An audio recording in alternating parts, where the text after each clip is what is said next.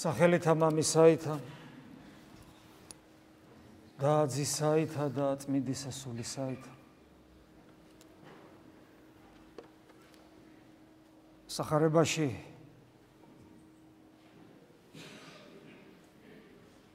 მრავალი დიდებული სიტყვებია. მრავალი ისეთი ფრაზებია, რომელიც აღაფრთოვანებს ქრისტიანს და განსაკუთრებულად ჩააფიქრებს. და ერთ-ერთი ასეთი სიტყვა, ფრაზა არის ის, რაც დღეს ამოვიკითხეთ. უფალი ჩემი და ღმერთი ჩემი, რომელსაც თომა მოციქული მოიძახებს. სიტყვები, რომელიც თომა მოციქულის გულიდან ამოდის, ამოვარდება და 2000 წელია ისმის.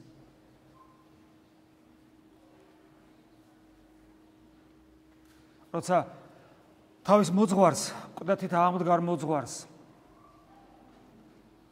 ადამიანს, რომელთან ერთადაც ჭამდა, სვავდა, მასთან ერთად ცხოვრობდა 3 წელიწად-ნახევრის განმავლობაში, მისგან სწავლობდა,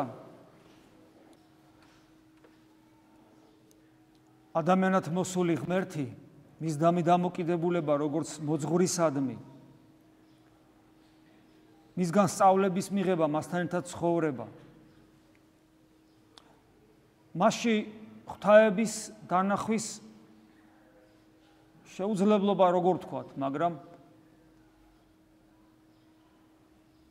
ძალიან დიდი სირთულე, რომ მასში ღვთაება და ღმერთი დაენახათ, განეჭვრიტათ. იმიტომ რომ უფალი თავის ღვთაებრიობას მხოლოდ სიყვარულში ავლენდა. უფალი თავის ღვთაებრიობას მხოლოდ სიმდაბლეში ავლენდა. იმიტომ რომ ღმერთი სიყვარულიცაა და მდაბალიცაა და აი ეს ყოვლის შემძლეცაა, რა თქმა უნდა, მაგრამ იესო ქრისტე ადამიანად მოსული თავის ღვთაებრიობას სიყვარულში ავლენს, სიმდაბლეში ავლენს. ღმერთი სიმართლეა, იგი სიმართლეში ავლენს.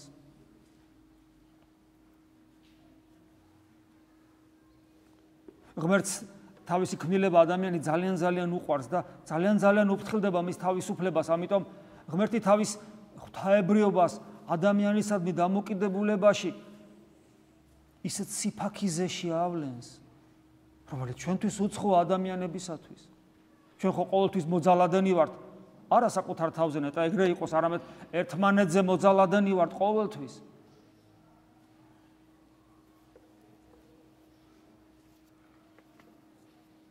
და სამწუხაროდ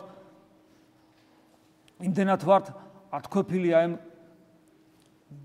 ერთმანეთისა მიმართ ძალადობაში, რომ ღმერთის სიფაქიზე ვერც დავინახეთ და თუ დავინახეთ და თუ ვხედავთ, არც კი გვიჯერა, როგორ შეიძლება ამგვარი რამ არსებობდეს. თქვენ გონიათ ეს ისეთი ზედმეტი სიტყვებია, ან არსთან მიახლოებული არ არის? აბა გაიხსენეთ. როცა ადამიანი ხედავს რაიმე ისეთ უმსგავსობას და მერე ღმერთი რომ არის და თუ არის და ვერ დასჯის, ან ვერ მიხედავს, ეს ხო გაგვიგია, ან ჩვენს ხო გვიფიქრია, ან ხო მოგდომებია, როცა ჩვენი მოყვასი ცოდავს და ღერთი ღმერთმა დასაჯოს და ჭკუა ასწავლოს, ხომ გვითქვია და ხომ განგვიცდია ეს? ხომ გქონია ჩვენ ამის სურვილი დასაჯოს ერთი ღმერთმა ჭკუა ასწავლოს? ჩვენ ვერ ხვდებით ღმერთის სიფაქიზეს, ღმერთის სიყვარულს, ღმერთის სიმდაბლეს. და აი ადამიანად მოსული ღმერთი აი ამგვარად ავლენდა საკუთარ თავს. ამიტომ ძალიან ძნელი იყო იესო ქრისტეში ღმერთის დანახვა. ისე კაცმა რო თქვას, იმ სიმართლის, სიყვარულის, სიფაქიზის და სიმდაბლის დანახვა ძალიან რთული იყო. მაგრამ აი როცა თომა მოციქული მას ეუბნება უფალი ჩემი და ღმერთი ჩემი, ეს სიტყვები იმიტოა დიადი, რომ თომა მოციქულისათვის უკვე ყველაფერი ცხადზე უცხადესი შეიქმნა. და ის მოციქულთაგან პირველი ალბათ შეიძლება ასე ვთქვათ, რომ უკვე მოციქულებსაც იგივე განცდა აქვთ, მაგრამ სიტყვიერად მხოლოდ სიტყვიერად თომა მოციქული პირველი, მოციქულთაგან პირველი ხმამაღლა ამბობს, რომ მათი მოძღვარი, რომელიც მათი უფალი ამ შემთხვევაში არა ღმერთის გაგებით, არამედ მეუფის, ანუ ბატონის გაგებით, მეფის გაგებით, ანუ მათი მოძღვარი, რომელიც გაიმეტეს, მიატოვეს, არ დაიცვეს, თქვენს რომ არ ვიცნობთო და ასე შემდეგ, სინამდვილეში მათი მეუფეა. ანუ უფალი, მათი მეუფეა. მათ ეკუთვნით, რომ ქედადრეკილნი იდგნენ მის წინაშე. და მისი ხედარნი, მისი მეომარნი იყვნენ ერთგულნი, რომლებსაც შეეძლებათ თავის გაწირვა მისთვის. ქრისტეს ხედარნი ვარ, ჩვენ ხო უნდა გვახსოვდეს. იმიტომ რომ იგი მეუფეა, ამ შემთხვევაში უფალი მეუფეს ნიშნავს. ანუ ის, ვინც მათი მოძღვარია, რომელთანაც ერთგვარი ეს სახარებაში მაინდა-მაინც შეიძლება არ ჩანს, მაგრამ შეიძლება ვიგულისხმოთ, რომ ხას ფამილიარული დამოკიდებულება, ანუ ძალიან ზედმეტი სიახლოვით გათამამება ჰქონდათ მოციქულებს. ეს ჩანს მარიამ მაგდალინელთან, როცა დაინახავს ყდათით აღდგარ მაცხოვარს და გაექანება მისკენ, რომ მიემთხვიოს რაბუნი, ანუ მოძღვარო, სიყვარულით ეუბნება, უფალი არ გაიკარებს. არ გაიკარებს, იმიტომ რომ მიანიშნოს ის ურთიერთობა დასრულდა. ხოლო იწყება ახალი ტიპის ურთიერთობა, უფრო აღმატებული, უფრო დიდებული. ოღონდ ამისათვის საჭიროა, რომ თითოეული მოწაფე ქრისტესი, მათ შორის მარიამ მაგდალინელი განიღმრთოს და რომ განიღმრთოს, ეს წუთი სოფელი ქრისტესადმი ერთგულებით უნდა გალიოს. მერე გარდაიცვალოს, მერე აღსდგეს და ამაღლდეს, როგორც მაცხოვარი და მარადისობაში სრული ადამიანი შევიდეს. იმ დრომდე ის ურთიერთობა ვერ იქნება სრულყოფილი ადამიანსა და ქრისტეს შორის და ვეღარც ისეთი იქნება, როგორც მანამდე არსებობდა. ამიტომ ეს ამგვარად გააჩერებს. თომა მოციქულს არ გააჩერებს, ამას თავის მიზეზი აქვს, მაგრამ ეს დამოკიდებულება, ზედმეტი სიახლოვე, იმ დონეზე, რომ იუდა საერთოდ აგდებულად ეკიდება, იმ დონეზე, რომ პეტრე ბედავს, არ ვიცნობ მაგ კაცს. წარმოგიდგენიათ, ვიზი ამბობს, მაგ კაცს არ ვიცნობ. მაგრამ ეს მდგომარეობა ყველა მოციქულს მეტნაკლებად ჭირს. და როდესაც თუმცა ამავე დროს არის გარკვეული შიშიც, რიდიც, იმიტომ რომ ხედავენ უფლის ძალმოსილებას, მაგრამ ამავე დროს ხედავენ მის უძლურებასაც და როგორი შესათავსებელია, ხო? ეს ძალმოსილება, რომელსაც შეუძლია შობიდან ბრმას თვალები აღუხილოს, ძალმოსილება, რომელსაც შეუძლია 4 დღის უკვე გახსნილი, მიცვალებული აღადგინოს. ძალმოსილება, რომელსაც შეუძლია სტიქიები დაიმორჩილოს, ღელვა გახსოვთ, ხო და ასე შემდეგ ქარი. და უძლურება შეაწყურია სიკვდილის და ტანჯვის შიში აქვს და ბოლოს მოკლული იქნა, როგორი შესათავსებელია ეს. და კვლავ ვიმეორებ თომა მოციქულის უფალი ჩემი, ანუ მეუფე ჩემი, მეფე ჩემი, ძალმოსილი არსება ჩემი. მაგრამ ეს კიდევ არაფერი, იგი აგრძელებს და ღმერთი ჩემი.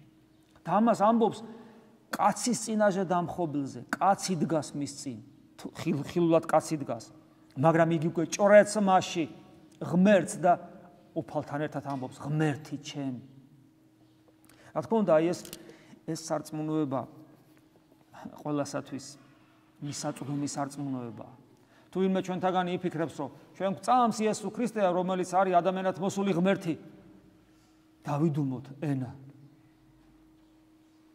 მოუკუმოთ ბაგეები და საკუთარ თავში ჩაღმავდეთ, რამდენად გვწამს ეს რწმენა, უпроსორად ეს რწმენა რამდენად ცოცხალია და ეს რწმენა რამდენად რეალურია და ეს რწმენა რამდენად ხელმოსაკიდია თითოეული ჩვენთაგანისათვის. იმიტომ რომ იყოს რეალური, ნამდვილი და ხელმოსაკიდი ჩვენთვის, ყველა დამეთანხმებით ჩვენ სხვანაირები ვიქნებოდით. ჩვენი სარწმუნოება ისეთი იქნებოდა, რომ მთები გადაადგილდებოდა ჩვენი ლოცვით. ჩვენი შემშინებელი კაციშვილი არ იქნებოდა და არაფერი არ იქნებოდა დედამიწაზე. არც განსაცდელი, არც ავადმყოფობა, არც რაიმე ხიბლი მოგხვიბლავდა და არაფერი და ვერაფერი ჩადგებოდა ჩვენსა და ღმერთშუა, როგორც ეს ხშირად ხდება ხოლმე. მიზეზი მარტივია. ჩვენ გვწამს, მაგრამ ჩვენი რწმენა ან ხიბლია, ანუ არ გვწამს. ან თუ გვწამს, ეს იმდენად პატარაა, რომ დოგვის მარცვლის ოდენაც არ არის. ეს არის და ეს და აი, როდესაც ჩვენ თომა მოციქულში ამას ვხედავთ, ჩვენ ვხედავთ, როგორი რწმენა უნდა გქონდეს, როგორი გულმხურვალე და როგორ უნდა ამოდიოდეს ეს ჩვენი გულიდან. თომა მოციქული ეს ისტორია ახლა იცით თქვენ, მე უბრალოდ არ მინდა რომ ეს ისტორია გავიმეორო, სახარებაც მოისმინეთ, იმედია უსმენთ ხოლმე სახარება როცა იკითხება, იმედია სახლშიც კითხულობ და ბევრ წიგნებსაც იმედია კითხულობთ, მათ შორის სახარების განმარტებას. ამიტომ მე ამ ისტორიას არ მოყვები, მაგრამ თვითონ თომა მოციქული ურწმუნო თომას რო ამბობენ, ეს ხო გესმით, ჩვენ ხშირად გვითხოვს ამაზე, როცა ამ საკითხზე როცა ვსაუბრობთ ხოლმე წლითი წლად, ანუ ჩვენ ხშირად გაგვისვია ხაზი, რომ თომა მოციქულის ურწმუნოება ეს არის არა ათეიზმი, რომ მას არ აწამს ღმერთი ან არ აწამს ქრისტეს ღვთაებრიობა და ასე შემდეგ. არამედ თომა მოციქულის ურწმუნოება ეს არის მდგომარეობა ადამიანისა, რომელსაც კი წამს და კი ჯერა, მაგრამ არ კმაყოფილდება ამ რწმენითა და ამ დაჯერებით და მას უნდა განჭრეტა, ხელი შეხება, მას სურს განცდა, მას სურს ხედვა და ურთიერთობა. ვისი ხედვა? ღმერთისა. ვისთან ურთიერთობა? ღმერთთან ურთიერთობა, ანუ თომა მოციქულს სურს ღმერთთან ურთიერთობა და მისი ხედვა. აი ეს არის დაიწერა რისთვის? დაიწერა იმისათვის, რომ ჩვენც ეს გვსურდეს. ანუ ამას ხას იმიტომ უსვამ, რომ ძალიან ხშირად ჩვენ ვიცით საკუთარი თავიცა და მრავალი ჩვენთანგანის მდგომარეობას, რომ ჩვენთვის საკმარისია ხოლმე ის, რომ ჩვენ გვწამს. ეს ვლინდება ჩვენს ვასრულებთ გარკვეულ წესებს. აღსარებელი და მაზიარებელნი ვართ. ვიცით როგორ უპასუხოთ მოყვას, როგორ მოვიქცეთ მეტნაკლებად, რა გამოგდის სხვა საკითხია და ჩვენ კმაყოფილნი ვართ ხოლმე ხშირად. მაგრამ ეს არ არის საკმარისი. განა თომა მოციქულს არ წამდა, განა თომა მოციქული უღმერთო იყო, მაგრამ აი თომა მოციქულს სურს დაინახოს და განიცადოს და გქონდეს ურთიერთობა, მკვდრეთით აღმდგარ ქრისტესთან. როგორც კი ადამიანი მიხვდება, რომ რწმენა სწორედ ის არის, რომ გსურდეს მკვდრეთით აღმდგარ მაცხოვარ, მკვდრეთით აღმდგარი მაცხოვრის ხედვა, განცდა და მასთან ურთიერთობა, როცა მიხვდები, რომ რწმენა ეს არის და აი ამას მოინდომებ, აი მე აღმოჩნდები, რომ აღმოაჩენ, რომ თუ როგორი უსუსური ხარ ადამიანი. როგორი უსუსური ხარ. და როგორ უნდა იწვალო. იცით, უსუსურობას მხოლოდ მაშინ აღმოაჩენ, როცა წვალობ. წვალება კიდე ეს არის ღვაწლი, იგივე ლოცვითი ღვაწლი. როდესაც არ კმაყოფილდები იმით, რომ აბა მიდი, წავიკითხე, აღვასრულე, გავაკეთე, ჩავატარე. არა, არამედ იბრძვი, რომ ეს სამყარო, ამ სამყაროს დაცემულობაცა და ამ სამყაროს სიტლანქე გაარღვიო. და მკვდრეთით აღმდგარი მაცხოვარი განიცადო, დაინახო და გქონდეს მასთან ცოცხალი ურთიერთობა. რომ შენც თომა მოციქულით უთხრა მას, უფალი ჩემი და ღმერთი ჩემი. ანუ მას უერთგულო, როგორც ღმერთს, მეორე ღმერთი ჩემი და უერთგულო, როგორც შენ, როგორც კაცს, მაგრამ შენს უფროს მეგობარს, მოდი ესე თბილად თქვა, თორე ისე შენს მეუფეს, ანუ უერთგულო მას, როგორც მეუფეს, როგორც უფალს, როგორც ადამიანს უერთგულო. ხშირად გვითხოვს ქრისტიანობის სირთულე, ერთ-ერთი სირთულე სწორედ ეს არის, რომ უერთგულო ღმერთს როგორც ადამიანს.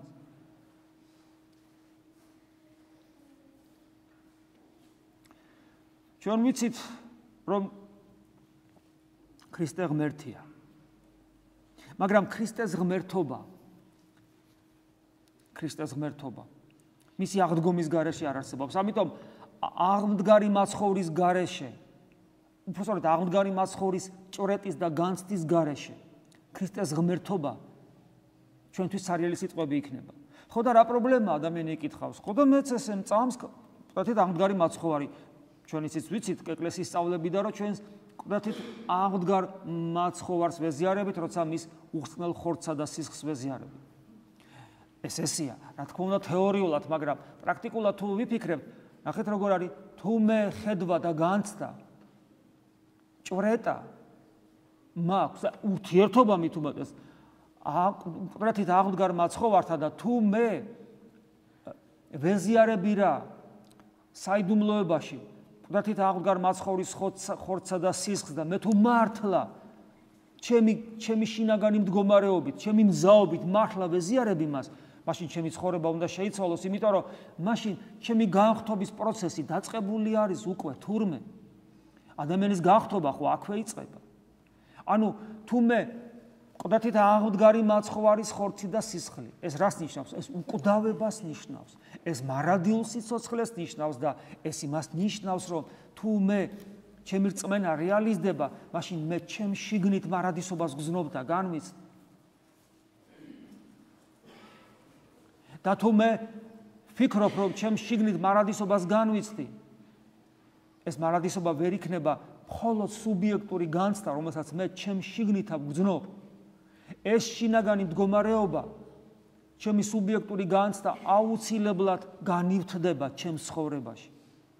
აუცილებლად განივთდება ჩემ ცხოვრებაში და მე ამ ცხოვრებაში ვიცხოვრებ ისე, როგორც და ვიმოქმედებ ისე და ვიფიქრებ ისე და ვიმეტყველებ ისე და მექნება ურთიერთობა ადამიანებთან ისეთი, როგორც მარადიულ არსებას შეშვენის, როგორც მარადისობაში მყოფ არსებას შეშვენის.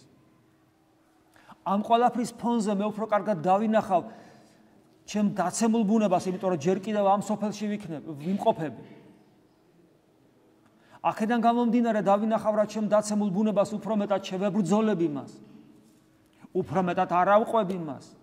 უფრო მეტად არ ვივლი ჩემი დაცებული ბუნების ჭკუაზე. არ ჩემი დაცემული გულისა, არ ჩემი დაცემული გონებისა და მით უმეტეს არ ჩემი დაცემული კუჭისა და ქვენაგზნობების. იმიტომ რომ მე ჩემში ამავე დროს მარადისობას ვხედავ. იმიტომ რომ მე ყდათით აღმდგარ მაცხოვართან მაქვს ერთობა, ხედვა მისი და ვეზიარები მას.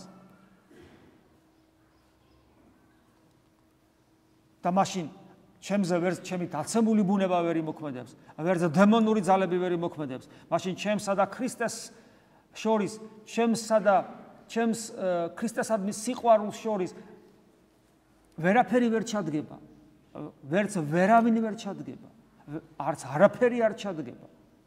და მაშინ მე ვიქნები ნამდვილად თავისუფალი არსება. და როგორც თავისუფალი არსება მექნება შესაძლებლობა ჩემს შიგნით რეალიზდეს ნამდვილი სიყვარული, იმიტომ რომ სიყვარული თავისუფლების გარეშე არ არსებობს. ხოლო თუ ჩემში რეალიზდება სიყვარული, ეს ორ რამეში გამოვლინდება: თავგანწირული ურთიერთობა მოყვასისადმი, ღმერთისადმი და ამავე დროს სიხარულისა და ბედნიერების საოცარი განცდა, რომელიც ნამდვილ სიყვარულს ყოველთვის ახლავს. და მექნება ის მოუკლებელი და მარადიული სიხარული, რომელიც უნდა გქონდეს ქრისტიანს, რომელიც არის ერთ-ერთი ნიშანი ჩვენი ქრისტიანობის. ჩვენ ბევრი უნდა ვიწვალოთ, რომ გქონდეს ყდათით აღმდგარ მაცხოვართან ურთიერთობა და მისი განჭვრეტა და მისი ხედვა. ჩვენ ღმერთს უნდა ვხედავდეთ მუდამ, არა რა თქმა უნდა პირუტყული თვალებით. ისე სხვათა შორის, თუ ეს პირუტყული თვალები ოდესმე პირუტყულ ხედვას მოიშლიან და გამოსწორდებიან, თუ ჩვენი გულიც გადაეჩვევა დემონების და ავის რახვებისა და ვნებების მოპატიჟებას და განიწმინდება, ეგება ჩვენი ხორციელი თვალითაც ოდესმე ვიხილოთ მაცხოვარი და ღმერთი, მაგრამ ამ ეტაპზე, როცა ჩვენი თვალები როგორც გითხარით არ იშლიან პირუტყულ ხედვას და ჩვენი გული კიდე არ იშლის მოპატიჟებას უნებებისა და ვნებიანი განცდებისა და არაწმინდა გრძნობებისა და გულისხმებისა და დემონებისა, მანამ და ჩვენ გვიჭირს და გაგვიჭირდება ღმერთის ხედვა, ისე როგორც წმინდანები ხედავდნენ, მაგრამ ჩვენ მაინც ღვთისაწყალობისა გამო გვაქვს შესაძლებლობა გაამჭვრიტოთ, განვიცადოთ ცოცხალი ღმერთი და ისიც კი ვიცით, რომ ამ განცდისა და განჭვრეტის გარეშე ქრისტიანობა როგორც ასეთი არ არსებობს. და სანამ აი ამგვარ მდგომარეობაში ვიმყოფებით, ამ მდგომარეობის წამალი, გამოსავალი და ის რომ ჩვენ ღვთის წინა, საკუთარი თავის წინაშე და ღვთის წინაშე დავაფიქსიროთ, რომ ჩვენ ვემიჯნებით ჩვენში დაცემულობას, პირუტყობასა და დემონურ სულისკვეთებას რომ ვემიჯნებით, აი ამ ყველაფრის ნიშანი არის სიმდაბლე. ანუ რა? ანუ აღქმა საკუთარი, ადეკვატური აღქმა საკუთარი თავის. მით უმეტეს, როდესაც აი სიმდაბლის პირველი ნაწილია ეს, პირველი საფეხური აღქმა საკუთარი თავისა, საკუთარი თავის დაცემულობისა, საკუთარი თავის ადეკვატური განცდა და ხედვა, ეს არის სიმდაბლის პირველი საფეხური და სიმდაბლის უმაღლესი საფეხურები ჩვენ გააღვთობისაკენ წაგვიყვანს, იმიტომ რომ ღმერთი თვითონ ამბობს, რომ მე ვარ მდაბალ გულითა და ქრისტე გვასწავლის მუდამ სიმდაბლეს და სიმდაბლეს გამოვლინებულს მორჩილებაში და გვასწავლის აი ამ ეპიზოდში, როცა თომა მოციქულს ხვდება. წარმოიდგინეთ, თომა მოციქულის სიტყვები ძალიან შეიძლება პრეტენზიულადაც გაგებული ყოფილიყო. ყველა მენასასხებლად ედება ნახეს. ყველა მოციქულმა, მათ შორის პეტრემ, იოანემ, ყველა მიხილა მაცხოვარი. ცალ-ცალკე ბევრმა, ლუკამ, კლეოპამ, იქ ბოლოს 10-მა ერთად იხილა. ყოვლადწმინდა ღვთისმშობელი. ვიღა უნდა არსებობდეს, ხო, ყველა ხო არ შეიშლებოდა, ყველას ხო არ მოეჩვენებოდა. მაინც ამბობს. სანამ ჩემი თვალები არ იხილავდა, სანამ არ ვნახავ მის სამ ხელებს, სამსჭალით მოწყულს და სანამ ჩემ ხელს არ დავდებ მის გვერდზე, სადაც ლახვარი უგმირეს, არ ვირწმუნებ. ხო შეიძლება ეს გარკვეულად აღქმული კიდევაც ყოფილიყო, როგორც პრეტენზია თომა მოციქულის მხრიდან. ირწმუნე, ყველამ ნახა და შერაგჭირს რა ყველაზე ჭკვიანი ხარ. მაგრამ ნახეთ, გასაგებია ამ ყველაფერს თომა მოციქულის მაძიებლობა, ამაზე წეღან თქვით, მაგრამ თვითონ უფლის სიმდაბლე. აი იმ პირველი გამოცხადების მერე, როცა 10-ვე მოციქულს გამოეცხადა, შემდეგ კიდევ მობრძანდება უფალი, ისევ დახშულ კარებში შედის. უკვე მერვე დღეს თომა მოციქულიც იქ არის და თომა მოციქულს ეუბნება ეტყვის იმ სიტყვებს, რა სიტყვებითაც თომა მოციქული თითქოს გამოხატავს თავის შინაგან უკმაყოფილებას, სანამ მე არ ვიხილავ, სანამ ჩემ თითებით არ მოვსინჯავ იმ სამსჭალის ადგილებს, სანამ ჩემ ხელს არ დავდებ იმ გვერდზე, სადაც ლახვარი უგმირეს, ზუსტად იგივე სიტყვებით ეუბნება.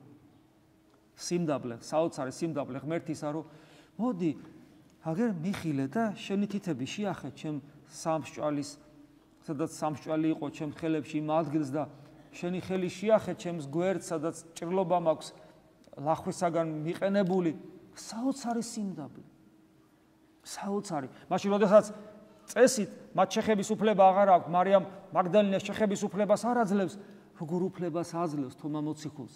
იმიტომ რომ მან მოითხოვა ეს, ითხოვდა და მოგეცემათო და უფალის საოცარი სიმდაბლე და მორჩილება კიდევ ერთხელ ადამიანებისადმი ითხოვს და კვლავ უსრულებს. როგორი სასწავლებელია ჩვენთვის, აი მკვეთრით აღმდგარია, მისი ბუნება განღრთობილია, უკვე უვნებოა, უკვე მასთან მიახლება ესე იოლი აღარ არის, ესეთი ახლობლობა, როგორიც აქ მიწაზე მოღვაწეობის დროს ქონდა შეუძლებელია და როგორი მდაბალია მაინც. როგორი მორჩილია მაინც ქრისტე. და მერეც, როცა ლუკა მახარებელთან ამბობს, როცა იგი დაბრუნდება, კვლავ მოირტყავს წელზე და კვლავ მოგვემსახურება ჩვენ, როცა დაბრუნდება დიდებით, კვლავ ჩვენთვის აკეთებს ყოველივეს, ჩვენთვის, ჩემთვის, შენთვის, თითოეული ჩვენთაგანისათვის. რასასაცილოა, აი ამის მერე პატივმოყვარეობით, საკუთარი სიმართლით, საკუთარი ეგოიზმით გაბუქული ადამიანი, რომელიც ესე არწივისებურად იყურება და ყველგან თავის სიმართლის, ესე იგი, დამტკიცება სურს.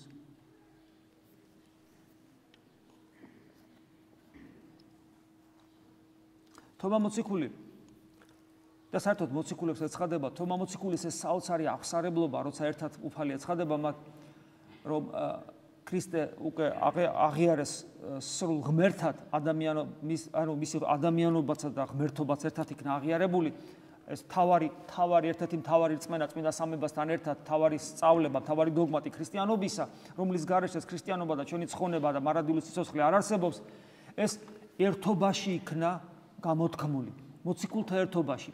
ჯერ ეკლესია როგორც ასეთი თავისი ღმერთკაცობრივი ორგანიზმით არ არსებობს, იმიტომ რომ ჯერ არ გარდამოსულა სულიწმინდა, მაგრამ უკვე ეს წინაპირობა, საძირკველია ეკლესიისა, მოციქულები და მათთან მაცხოვარი ეს საძირკველია ეკლესიისა და აი ამ ერთობაში იქნა ეს აღიარებული. აქ კიდევ ერთი მინიშნება, თუ რაოდენ დიდი მნიშვნელობა აქვს ეკლესიურ ერთობას. მე ადრეც მithქვავს თქვენთვის, რომ ჩვენ გვაქვს ხოლმე ხშირად აი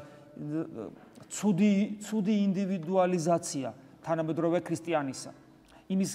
იმის ვერ განცდა, რომ ჩვენ ერთნი ვართ, რომ თითოეული ჩვენთაგანი თავისთვის კი არ არის აქ, არამედ თავისთვისაც არის და ერთმანეთისთვისაც არის და ღმერთისათვის, თავისთვისაც და ერთმანეთისთვისაც და თითოეული ჩვენთაგანი რომ ლოცულობს არა მარტო მხოლოდ თავისთვის, არამედ მოყვასისთვის, რომელიც მის გვერდზე დგას, ეზიარება არა მარტო თავისთვის, არამედ ასევე მოყვასისთვის, რომელიც ასევე მის გვერდზე დგას, ანუ ჩვენს მიერ ერთიანობის განცდა.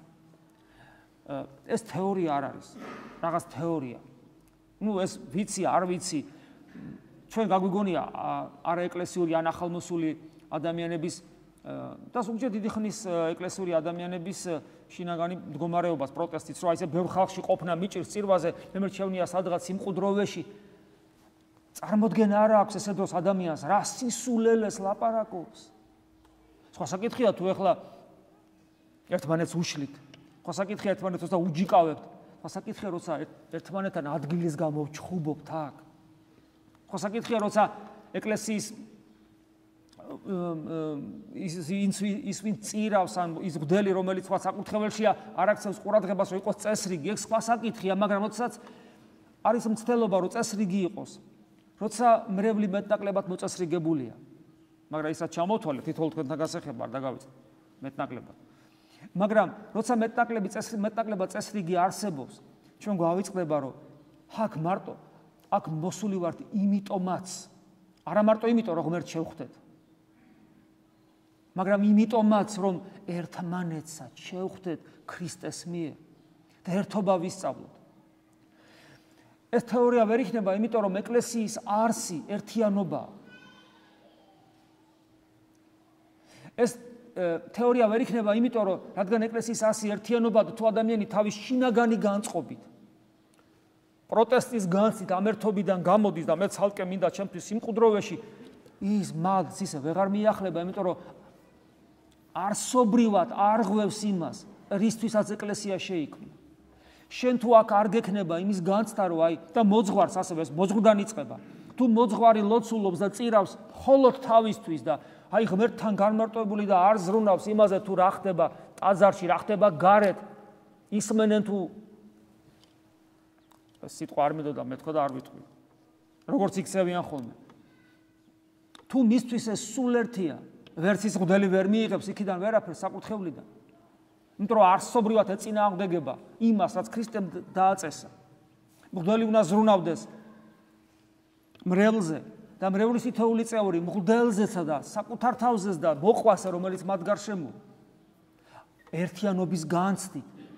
იმიტომ რომ ჩვენ აი ესე ერთად უნდა წავიდეთ ღვთისაკენ და ამის გარეშე ქრისტიანობა არ არსებობს. და სწორედ აი აქაც ამ შემთხვევაშიც წმინდა წერილი გვაჩვენებს, რომ აი ეს საოცარი რწმენა, რომელიც პირველად ფორმულირდება თომა მოციქულის პირით, უფალი ჩემი და ღმერთი ჩემიო, რომელიც არის ყდრეთით აღდგარი მაცხოვრის ხედვა, განცდა, ხედვა და მასთან ურთიერთობის განსაკუთრებული ურთიერთობის დასაწყისი. ეს ყველაფერი ფორმულირდა და დაიწყო ერთობაში, რომელიც იყო ჩანასახი ეკლესიის. ამიტომ აი აქ ეს კარგად უნდა გვახსოვდეს, რომ ჩვენ აქ მოვდივართ იმისათვის, რომ მკვდრეთით აღდგარი მაცხოვარი განვიცადოთ, დავინახოთ და გქონდეს მასთან ურთიერთობა და აი ამის ერთ-ერთი აუცილებელი პირობა საკუთარ თავში ჩაღმავებასთან და მაცხოვართან ერთად, მაცხოვრისკენ სწრაფასთან და მასთან ერთობის სწრაფასთან ერთად არის ერთმანეთის განცდა, ერთმანეთისადმი სიყვარულის დამოკიდებულება და ერთმანეთისათვის დახმარების, ხელის გაწვდენა, რომ სულიერად ერთმანეთს დავეხმაროთ და შევეწიოთ და ეს ერთიანობის განცდა გქონდეს.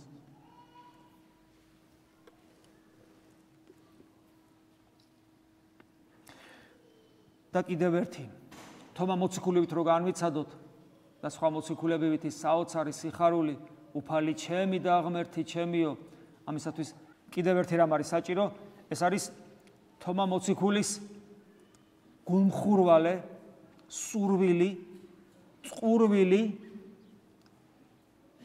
ცოტა ისეთი განაწყენებულიც, ხო? ყველა მნახა და მან არ ნახა.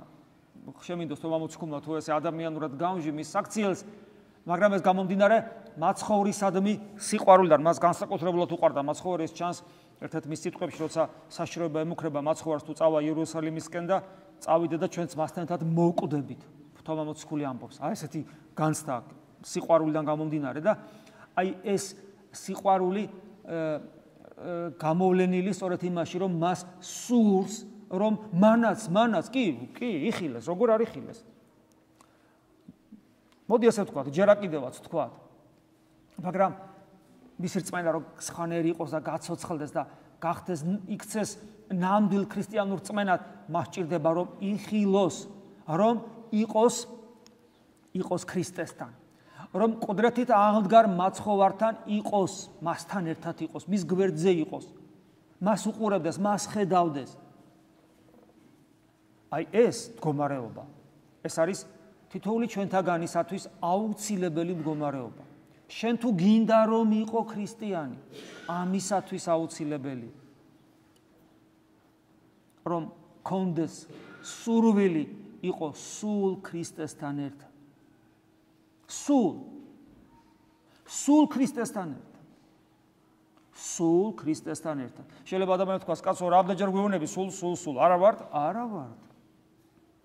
არა ვართ, იმიტომ რომ ძალიან ხშირად ჩვენ არც კი გვაწყობს, რომ ვიყოთ მასთან ერთად, როცა ჩვენ ისევ ცხოვრობთ, როცა ქრისტე ჩვენს გვერდზე ვერ გაჩერდებოდა. არ გაჩერდებოდა, არ მოინდომებდა, არ ისურვებდა. აი, რომ გავიღვიძებთ იქიდან მოყოლებული, ჩვენი ცნობიერება, მოდი გააკონტროლოს ჩვენი გული, ჩვენი ცხოვრება, ჩვენი ბაგეები, ანუ მეტყველებას გულისხმობ და დავაკვირდეთ. ყოველთვის იქნებოდა შესაძლებელი, რომ ქრისტე ჩემს გვერდზე ყოფილიყო, რომელიც ჩემს საქციელსაც და ხედავს, ჩემს აზრებსაც კითხულობს, ჩემი გულის თქმაც იცის და რა თქმა უნდა, ჩემი სიტყვებიც ესმის. შეძლებდა ყოველთვის ექნებოდა სურვილი მაცხოვარს, რომ ჩემთან ყოფილიყო. და მე მექნებოდა ყოველთვის სურვილი, რომ ეხლა მე ამის გაკეთება მინდა, ამის თქმა მინდა, ამის ნახვა მინდა, ამის ჩადენა მინდა, მაგრამ მაცხოვარი აგერ გვერდზე, აგერ ოთახშია ჩემთან ერთად და როგორ გავაკეთებ? სამწუხაროდ, ჩვენ ძალიან ხშირად არ გსურს, რომ ჩვენთან იყოს მაცხოვარი და ეს მდგომარეობა არის დამღუპელი და დამანგრეველი ქრისტიანისათვის.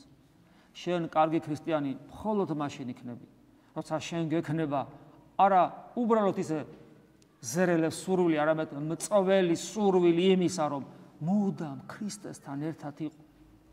მუდამ მას ხედავდე, მუდამ მას ჭრეტდე, მუდამ მას გრძნობდე, მუდამ მას განიცდიდე, მუდამ მის გვერდში ყოფობას გრძნობდე და აი ამით გიხაროდეს, ბედნიერობდე, რომ შენს გვერდზე არის ღმერთი სრულყოფილი, რომელიც სიყვარულად იწოდება და ეს ღმერთი სრულყოფილი შენთვის გვერდზე არის როგორც ადამიანი, როგორც მეგობარი, როგორც ძმა, როგორც მამა, როგორც შენზე მზრუნველი, რომელიც თითოეულ შენ ღერათ მას ითვლის, ემანთ რომელიმე ისე ტყუილ უბრალოდ არ ჩამოვარდეს. ღმერთმა მოგცეს აი ამგვარი რწმენა და მაშინ ერთხელაც იქნება ჩვენც გვექნება აი ეს რწმენა, რაც თომა მოციქულს მიეცა და არ არის აუცილებელი იმ დროს ყოფილიყავი და თომა მოციქულის გვერდზე შენც გეთქვა ეს, იმიტომ რომ შემდეგ უფალი განმარტავს და ეუბნება თომას და თითოეულ ჩვენთაგანს მე მეუბნება ნეტარია ის, ვისაც არ უხილავ აი შენსავი თომა, ჩემი ჭრილობა ხორციელი თვალით არ უხილავს, ნეტარია ის, ვისაც ესე არ უხილავს, მაგრამ სწამს. და ესე იქნება ჩვენ შემთხვევაშიც და ეს ნეტარება რაღაც გარედან მოსული და ჩამოკიდებული ჯილდო კი არ არის, ეს ნეტარება მდგომარეობა, როცა შენ თომა მოციქულივით ეგების მეტადაც. იმიტომ რომ არ გიხილავს და გწამს, იტყვი ერთხელაც ჩვენ ცხოვრებაში ქრისტეზე, უფალი ჩემი და ღმერთი ჩემი. ამინ. მადლი უფლისა ჩვენისა იესო ქრისტესი და სიყვარული ღვთისა და მამისა და ზიარება სული საწმინდისა იყოს თქვენ ყოველთა თანა. ამინ.